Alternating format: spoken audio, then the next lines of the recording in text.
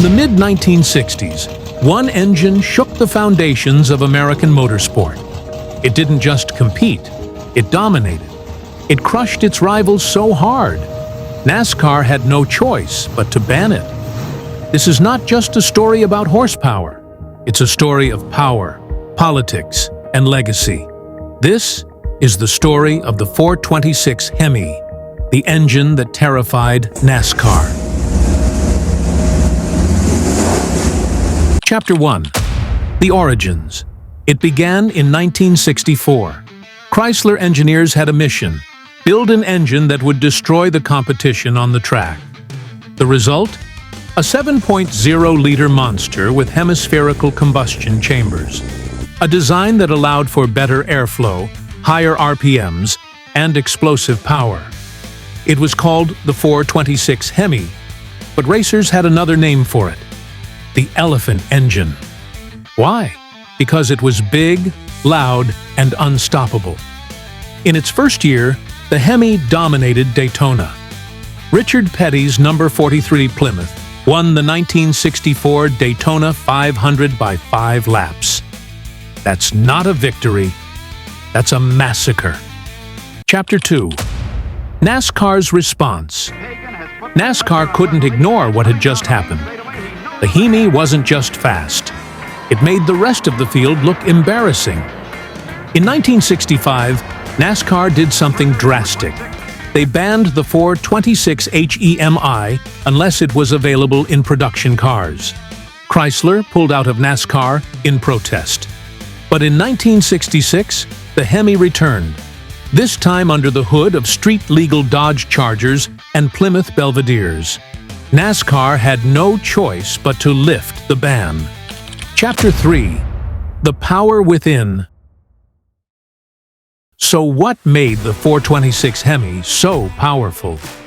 It produced up to 425 horsepower and 490 pound-feet of torque. But that's just what the brochures said. In reality, it was closer to 500-plus horsepower. Underrated on purpose.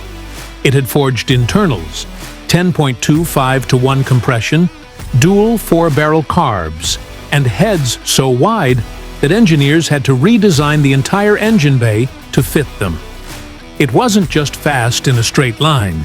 On oval tracks and drag strips, it was devastating. Drivers loved it. Rivals feared it. Chapter 4. Dominance and Destruction.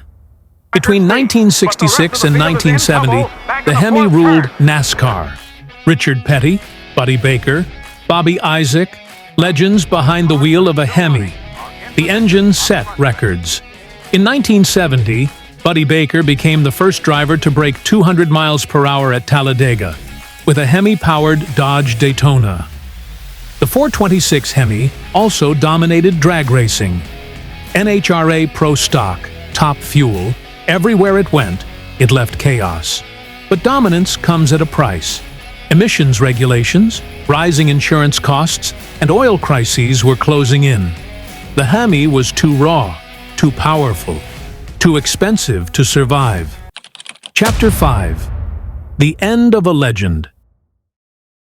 1971 was the final year for the factory 426 HEMI in street cars. Just over 11,000 HEMI-equipped cars were ever sold to the public. That's it. It wasn't banned this time. It was outlawed by time itself. And yet, its legend only grew.